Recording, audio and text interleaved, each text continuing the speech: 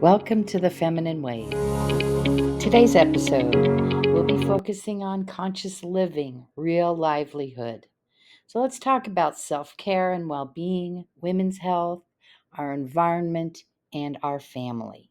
Hello and welcome to the Feminine Wave. And today we are having back our guest, Kim Mills, who is an experienced occupational therapist with over 33 years in the field and a certified health and wellness coach.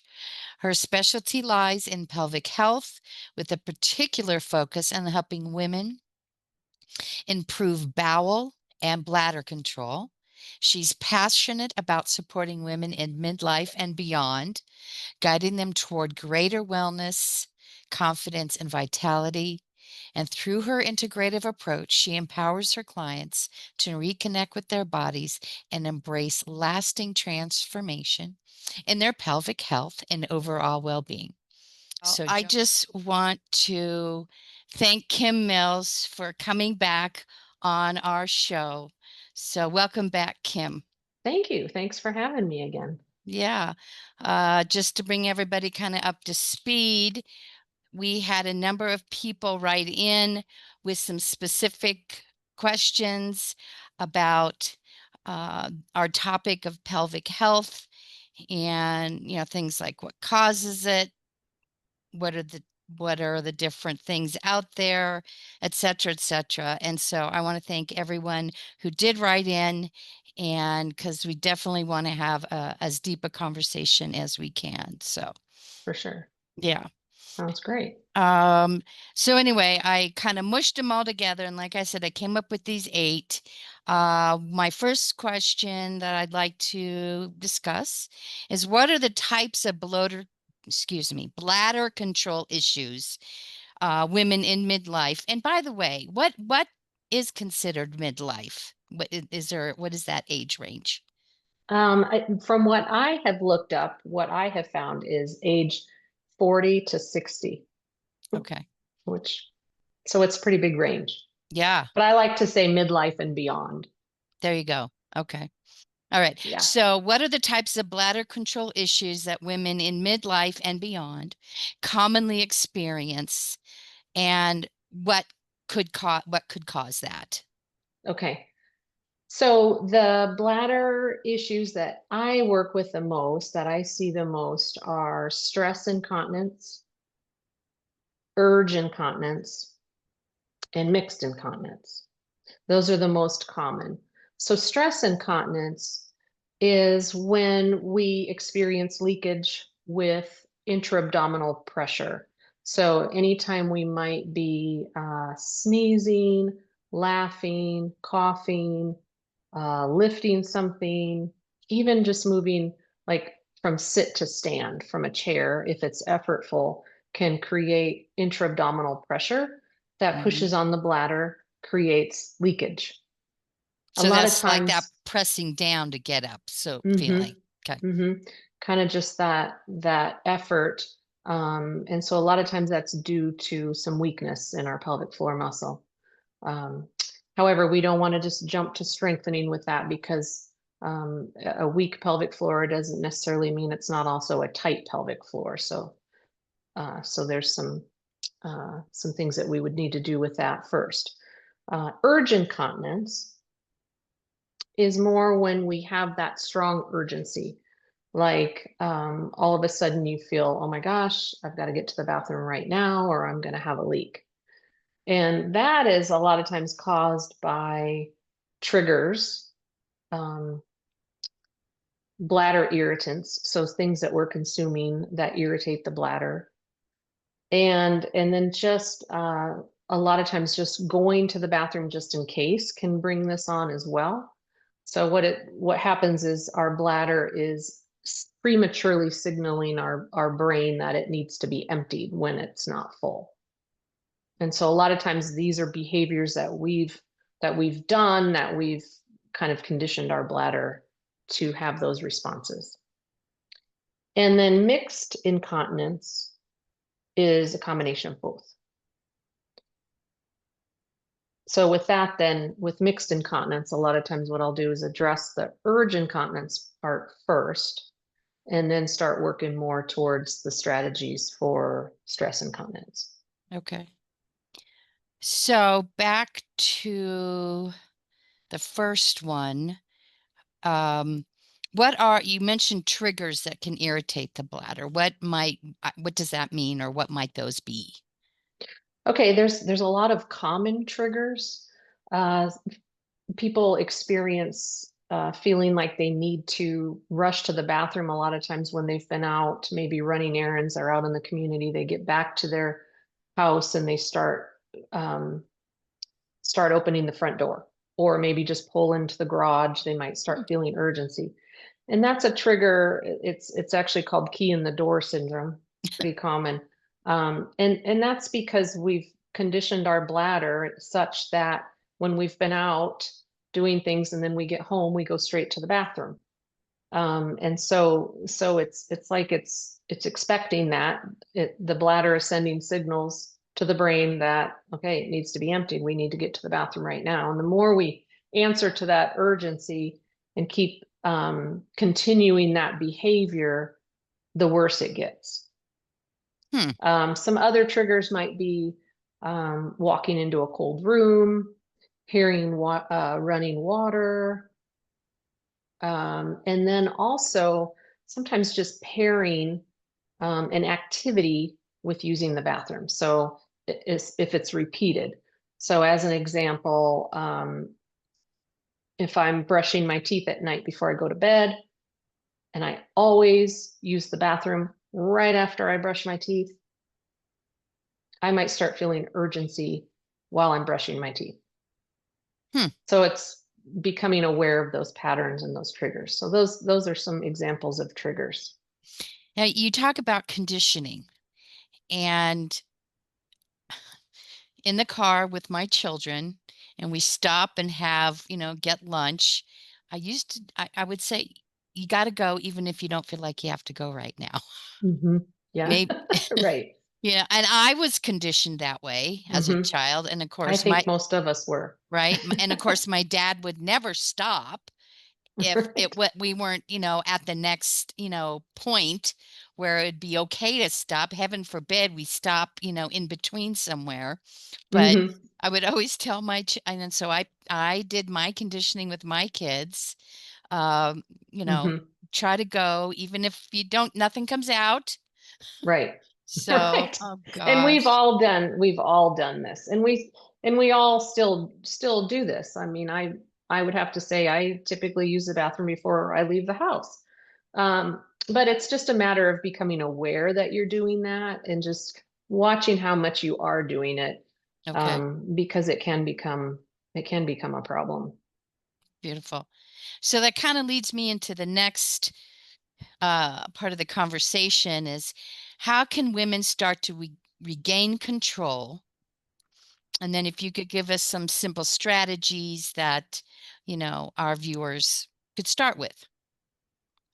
So the first thing would be to really become aware of what's going on, and potentially maybe working with a coach like myself or a therapist to determine, okay, what type of incontinence is going on here, and then that's going to determine the approach. But becoming more aware, a lot of times what's really helpful is tracking it. So using what's called avoiding diary.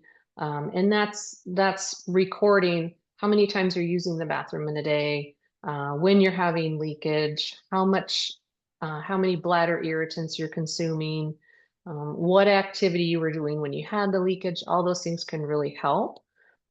And then really working on also noticing just like nervous system regulation, like how much tension am I holding in my pelvic floor, um, and then trying to do some relaxation, pairing your breath with the pelvic floor. Those are all really good strategies to get started with. Beautiful. Now, and I'm sure there's many more, and you would help people then come up with some strategies specific to their type of situation. Mhm. And anyway, that would be great. And we've already kind of you've mentioned in the types of bladder control issues, stress and emotional tension. Mhm. Now, I can only, and then I only imagine that those can perpetuate a situation in the role in your pelvic floor issues. Mhm. That, can you explain a little bit more about that stress and how it can do that? Well, so we all can hold stress in different places in our body, and the pelvic floor areas is a common place to hold stress. And so stress really can affect our pelvic muscle function. And so the more tense and tight that muscle is, or those muscles, the more we might experience symptoms like urgency, leakage, even pain, pressure. And then along with that, when we are having symptoms and we're having leakage or urgency, the more we worry about it and have anxiety around it, stress about it, uh, the more it'll get worse. So the more we kind of worry about that, about having leakage, the worse it can get. So getting control over that is really a key to helping. And I liked how that one little exercise about breathing. And could you maybe just take me through that real quickly, what that, so people can have an idea of what that might be? Pairing your breath with Yep. your Mm-hmm. pelvic floor. Okay. Mm-hmm. So when we take in a deep inhale and we fill our belly, everything moves down. So the diaphragm moves down. We fill our belly with air. That's a natural time for our pelvic floor to relax on an inhale, on a deep inhale. And then on an exhale, a slow exhale, that's the time that our everything lifts back up, and that's when your pelvic floor muscle would naturally engage. So when I'm working with clients on at first becoming more aware, this is really helpful exercise in terms of learning how their pelvic floor moves, and it's really helpful to pair that with the breath. Um, and then that's a good foundation for then additional strategies. So my question on that, so the breathing in, filling up your belly, does then your pelvic area naturally relax? I mean, is that a natural response to what you're doing? That's when we would feel it relax, right? Because it kind of everything just drops and kind of just feel it just loosen and drop. Okay. And then Hmm. the exhale, it kind of then Lifts up. lifts Hmm. up. And Hmm. I almost, for me, because I was doing it when you were saying it, it kind of feels like then it just goes back into place, and Hmm. it's not neither relaxed nor contracted, so to speak. It's just Hmm. there. Okay. All Right. right. And so that engagement part, when we exhale and lift, we can use that for, so say with stress incontinence, if if you're coughing or sneezing or doing a heavy lift, if you're getting ready to lift something, you might do that on an exhale and work on lifting that pelvic floor to prevent the leakage. So I'm exhaling as I'm standing up. Is that what? Mm-hmm. Okay. Mm-hmm. All Mm-hmm. right. Okay. Oh, good. I like that. I'm learning some great things already because I Right, am good. definitely middle age and beyond. Okay. And I do want to I tell am you, too. I have my water. So Good. And anybody? Yes. hydration is really important. Yeah. Um, and a lot of people will think, okay, I'm having issues with leakage, so I'm going to cut my water down, and that really can backfire because Mm. then your own urine can become an irritant to your bladder because it's concentrated.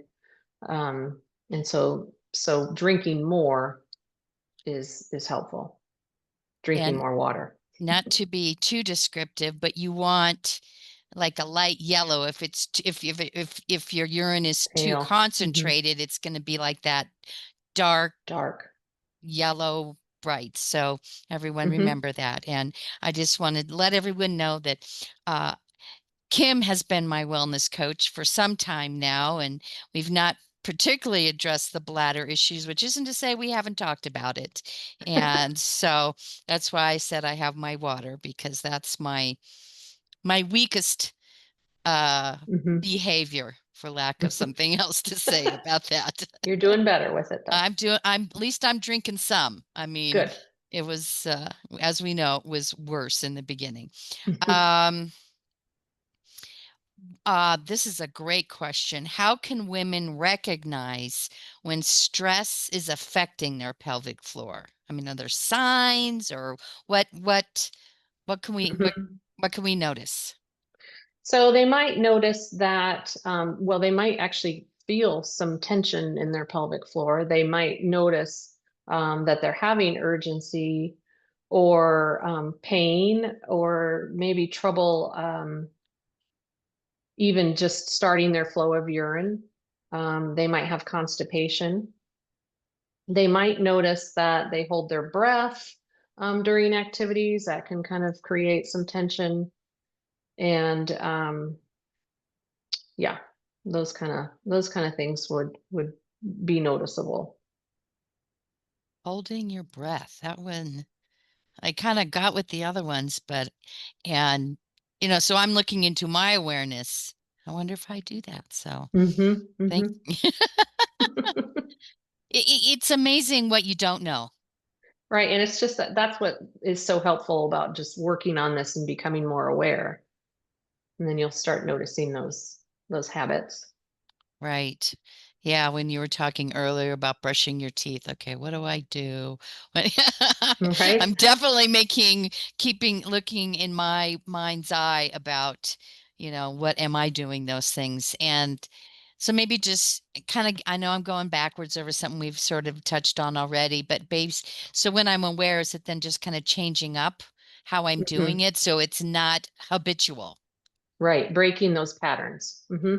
So going back to the key in the door syndrome, when you're coming home from somewhere, if you're somebody who feels that urgency as soon as you get to your door, then you might just try to change that routine. Maybe you'll use a public restroom before you come home, make sure your bladder is empty, um, or practice some urge suppression, maybe in the car before you get out of the car. And with urge suppression, that's really just making sure that you're relaxing the pelvic floor, distracting yourself, not worrying about the leakage. And then once you get in the house, um, avoid going straight to the bathroom. Maybe going and sitting down and distracting yourself some more, and just breaking that pattern of going straight to the bathroom. So I could, when I'm getting home, I've parked the car, I've turned it off. Um, Urge suppression. That's where I could do that little breathing exercise that Mm-hmm. you just Mm-hmm. taught us, right? Mm-hmm. Right. Okay. And distract yourself. Take your time. Don't rush. hmm Okay. Beautiful. And so let us know what might be some other lifestyle habits or routines which can affect our pelvic floor function. So we talked about the going just in case, right? So that's one thing to really watch. And then in that, I did want to bring up that we all tend to do that a little bit too during the night. So when we wake up during the night and we kind of automatically think, oh, I need to use the bathroom, or I'm not going to get back to sleep. And that can really lead to then having to get up more and more and more, because you've trained your bladder that it needs to be emptied as soon as you wake up. So being aware of that. Bladder irritants are coffee, caffeine, carbonated drinks, citrus juices. Those are things to look out for in terms of lifestyle and habits. And right, and then just being aware of stress in your life. and how that could be affecting your pelvic floor, how much you're thinking about bladder leakage, or if you're worried about it, kind of how those thoughts are affecting the control. So I know for me, because I'm only me, I don't know anybody else. I don't live in their body, but for me, like when I wake up in the middle of the night, because you and I have already talked about that at length, not here. That what I do is I just kind of, because originally I think I'm waking up because my bladder has told me it's time. Mm-hmm. And so what I've since do is I don't get up right away unless unless I really know I have to go. Right. I then kind of just lay there, see if I can't get back to sleep. Maybe that, somebody next door has done something that's interrupted my sleep, and that's what woke me up. Mm-hmm. And then I just wait. And sometimes I can just go right back to sleep. Mm-hmm. Good. Mm-hmm. So Perfect. okay. So, all right, good. I'm doing it right. So, You're doing it right. Yeah. So just thinking about and being aware, okay, how does my bladder feel? Is it really full, or is it just being overactive? beautiful. All right. Somebody wants to know, describe what approach you take as a pelvic, God, that's a tongue twister, man. Pelvic health coach in addressing bladder control. What is your approach? Okay. So I am an occupational therapist as well, and also a health and wellness coach. So I do provide a lot of education around pelvic health. I take a holistic approach at it. So it's rarely just a muscle issue when it comes to pelvic floor dysfunction. So there's a lot of other things that affect it, like we've talked about, our daily habits, our posture, our breathing patterns, stress, routines. Routines are things that I really like diving into as an occupational therapist. And the coaching difference is really that it's more of a collaborative effort. So it's more about walking alongside my client in terms of problem solving, helping them come up with solutions, things that are really going to work in their daily life, instead of just prescribing exercises and things and saying, go do this. It's more about what's going to work for you. And evidence shows that clients are more successful when they create their own solutions. And so that's really the beauty of coaching. Right. I have a friend and she went and saw maybe it was a physical therapist, but it was for pelvic. And yeah, gave her this one exercise. My girlfriend was just not having any part of that. And so I love, because when I know when I am in control of figuring out my solutions, Hmm. I am more apt to do it Right. versus you just telling me I need to do X, Y, and Z, Exactly. which Exactly. Hmm. that's fabulous. Now, I do want to ask this one thing you mentioned about posture. Hmm. Say more about that. I mean, gosh, and I do have a posture issue. I'm just going to call it what it is. And Hmm. even though I'm not a tall person, uh, I really always want to stand as tall as I can. So say more about posture, how that affects, and what should we be, changing in that Okay. regard. As I'm trying to sit up taller here. So one thing with posture is, especially when we're sitting a lot at a desk, or we might tend to sit back into our chair and relax and have kind of that more rounded, relaxed posture. That tends to tip our pelvis posteriorly, or back. So we're sitting kind of more back on our tailbone. Over time, that can shorten the pelvic floor muscles. And so just being aware of how you're sitting all the time, and adjusting that, um, and working on, sitting up taller, um, is really important and also for our breath as well, right? It's much better for breathing deep when we're sitting up tall.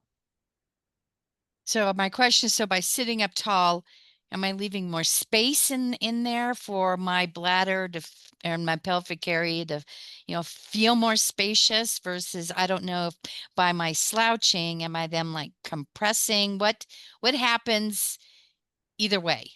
Hmm. So really, when you're sitting tall, you're sitting with your pelvis in more of a neutral position, right? So when we're sitting back and like it's called sacral sitting, then that muscle can become tighter and tighter. And so it's just a matter of having that balance, right? So having that balance in our pelvic floor muscles and that mobility. We want to keep that mobility um, and coordination as well.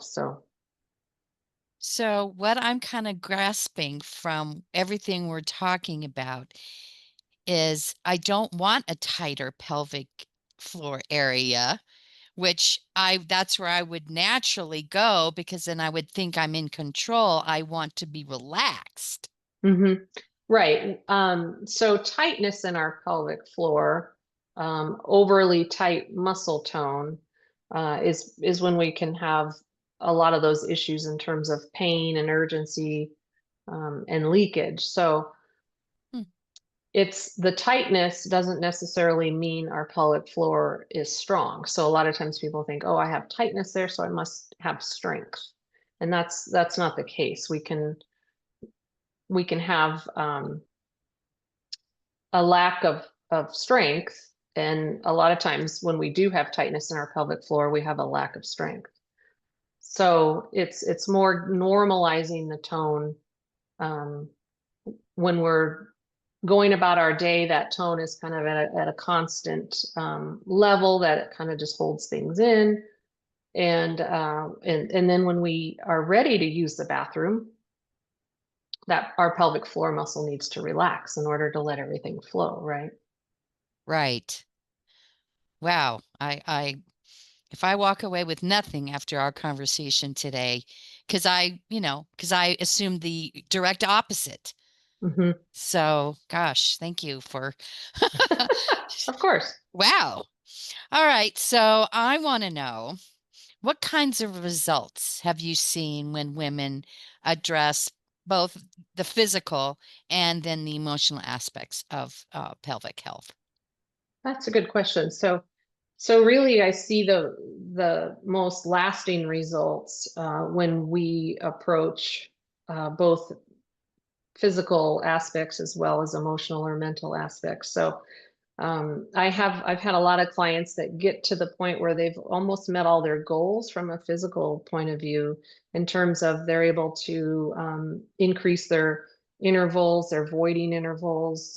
They don't have the urgency as much. They might be making it through the night or only getting up one time during the night. They're not having as much leakage.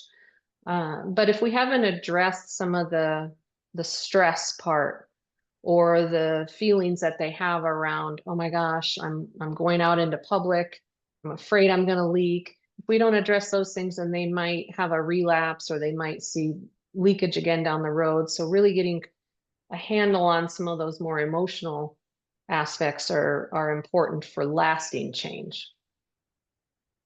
You mentioned again the voiding intervals. You mentioned it a few minutes ago. Please remind me what that is. So that's just the time between when you use the bathroom. So typically, most of the time, we should be able to be like every 3 to 4 hours between bathroom trips. When we're having urgency, I've had clients that are using the bathroom every 30 minutes, that kind of thing. So the goal is to, increase those intervals without leakage. And there's going to be times when we need to use the bathroom more often if we've just had a cup of coffee or something that's maybe a little bit irritating. We might be using the bathroom more often, but as a general rule, 3 to 4 hours. Okay. I want to go back because I forgot to ask you a question. So you mentioned under lifestyle habits, coffee. Did you say tea? If it's caffeinated tea, herbal Okay. tea isn't Doesn't, irritating, right? right. And citrus juice. Hmm. So I have coffee in the morning. I'm down to 1 cup a day in the morning. Good. Is that okay? I mean, I Right. don't Yeah. drink it at night. Hmm. So 1 in the morning's not too bad. What might, now granted, it's going to be, you're going to come up with the plan when you're working with somebody on what works Hmm. for them. But if you could just, is it 1 cup a day, before 10, what might be like a little something we could think about? It kind of just all depends on the symptoms the person is having and Okay. how much coffee they are having. So I don't ever tell people to cut it out completely because coffee, as we know, is kind of a cherished ritual, Hmm. right? And I love mine, and I wouldn't want somebody to tell me to stop Sure. drinking coffee. But even if you cut it, if you're really having trouble with leakage, cutting it in half, Okay. um, just decreasing it, noticing how your bladder responds to that. Maybe you have 1 cup of coffee, and then if you're used to having two, maybe replace it with herbal tea. Um, just changing that up and seeing how your bladder and body responds to that. Even just cutting it in half can make a really big difference. My next question is, tell me about citrus juice. How So to, yeah, so citrus juices are irritating um, to the bladder, such as orange juice. Um, Cranberry juice actually is as well, and so a lot of women will consume cranberry juice if they have a tendency to have urinary tract infections. Cranberry juice can help with the bacteria in your bladder, but it can also be irritating. So it wouldn't be something you would want to drink on a regular basis, right? You might do it if you feel like if you're getting a UTI, maybe you'll have some cranberry juice, but I wouldn't I wouldn't drink it regularly if you tend to have some urgency from bladder irritants. wow, I would, because my grandmother, oh, what she had? She had kidney stones, and evidently I guess, because she used to drink cranberry juice all the time. Mm-hmm. Interesting. Mm-hmm. And thank you for the clarification on it helps with the bacteria. So it's okay, if you think you're getting a UTI, Mm-hmm. but just not regularly, consistently. Mm-hmm. Good, good. Right. Thank you. Oh, wow. And then what's one small step women can take today, right now, to start feeling more confident and in control? And if you Okay. have a couple, that's okay too. Okay. I would say just really working on the awareness part. And even just starting with that breath exercise that we talked about. Because once you increase awareness and learn kind of how your pelvic floor is functioning, that can really help a lot. Um, and then secondly, I would say then looking at those patterns and those triggers and bladder irritants, um, and getting started with those things. Mm, gosh. I've come away knowing so much more. I so thank you for addressing all this, and to everybody who wrote in about and asking your questions, because that's what we want to do. We want to answer your questions here. And I do know that you have a free bladder guide that you get Mm-hmm. if somebody goes to your Instagram. Uh, page. And so everyone just look down below in the comments in the description so you know where to go to get that. And And there's a free tracker there as well. So we talked a lot about avoiding diarrhea, and there's one in my Instagram bio link as oh, well. great. Thank you. Thank you. So a couple of tools that we can use. And oh, thanks again for coming back on and shedding more light on this, because I learned quite a bit today. I have Great. all my That's notes awesome. here. Yeah. And I'm going to definitely try that breathing, because that probably covers a lot of whether it's physical, emotional, Hmm. stress, Exactly. Hmm. urgency, all of those things. And that might be a great place for someone to start. Yeah. For sure. Yes. Okay, great. Well, Great. thanks again. And if we get more questions, I'll reach out and ask you to come back. Okay. And That sounds great. I'd love to. yeah, maybe this might be a regular thing, you know? Okay. Uh, Sounds good. Thank all you. right. All right. Thanks again, Kim. Okay. All Thank right. you. Take Bye-bye. care. Okay, bye-bye. Be sure to join us next time, where we continue to cultivate feminine power, explore potential, and provide information and tools to elevate your life. In the meantime, visit our website at thefemininewave.org or follow us on our YouTube channel at The Feminine Wave to watch other episodes, share what resonated from today's episode, and suggest future topics. Your feedback is imperative in helping reach more women seeking to reclaim their essence. Until then, catch the swell of the feminine wave and continue creating the life you deserve. This is Tara Becker signing off. Take care, and we'll see you on the airwaves.